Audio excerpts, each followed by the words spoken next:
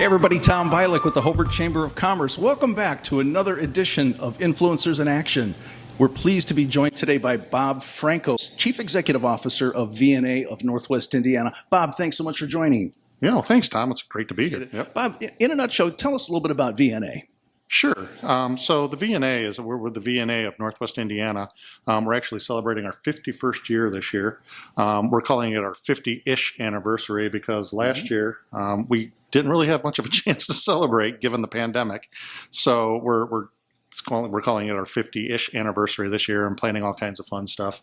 So the VNA has been around for 50 years, like I said, and one of our main programs is we provide hospice care, best-in-class hospice care. We have both an inpatient unit and we provide hospice care to people across 6 counties in their homes or in nursing facilities and even at hospitals. We also have a palliative care program. We have a Meals on Wheels program. We serve over 250 meals every day in Porter County. We have a Lifeline Life Alert program. And we also have what we call our Phoenix Center, which is a grief program for kids.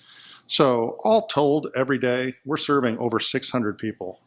Every day at the VNA, like I said, across 6 counties. Bob, now I know you're relatively new to your current role as CEO. You've been in your role for about 2.5 years, correct? Right, yeah. Talk a little bit about the path that led you to this position. Take us back just a couple of years and lead us down that road. Yeah, boy, it's been a roller coaster. I mean, I don't think anybody's path is real linear to get to where you are, right?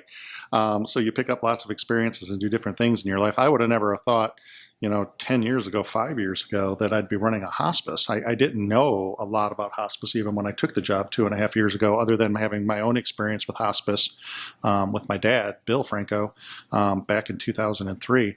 So, it's been a little bit of a learning curve, but I've been in healthcare for 32 years in different forms of healthcare, over that time, from inpatient psychiatric facilities to working in community mental health centers, to working in substance abuse clinics, to, the last 10 years or so prior to taking this job, I worked in community health, both in Lexington, Kentucky and Knoxville, Tennessee, working on big public health initiatives there. And so, what sort of led me back to this path of taking the job at the VNA was both again, wanting to be involved in something that was really meaningful, but also being able to come back home. There is no place like Northwest Indiana. There's no place like where we live here and any of those other travels where I've been, in the kind of community, the kind of diversity that we have here, and the way that our community just works together. The nonprofit community, the chambers, the churches, the strong universities and everything that we have here. It's really a unique combination. And quite frankly, I couldn't wait to get back here. Now, you mentioned you have about 80 people or so working with you at VNA. Yeah. Sometimes it can be challenging leading others. Talk a little bit about your leadership style. How do you view yourself as a leader? I think it just starts with being a decent person, right? Being fair. Being a good listener, I think, is one of the huge things of, being a good leader. And, just being willing to do the things that you're asking your staff to do, too. So those are some of the things that I've always thought about. I've had the fortune in my life to work for some really, really great CEOs and a few not so great ones. And you learn just as much from each one of those, right? But the ones that I've had the fortune to work with that have just been great CEOs, I think I've taken little bits and pieces of them.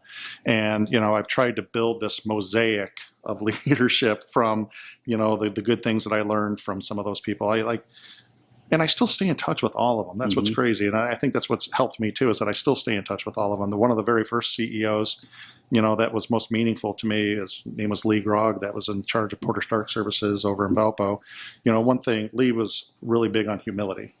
And he used to say, we can't get high on the smell of our own perfume.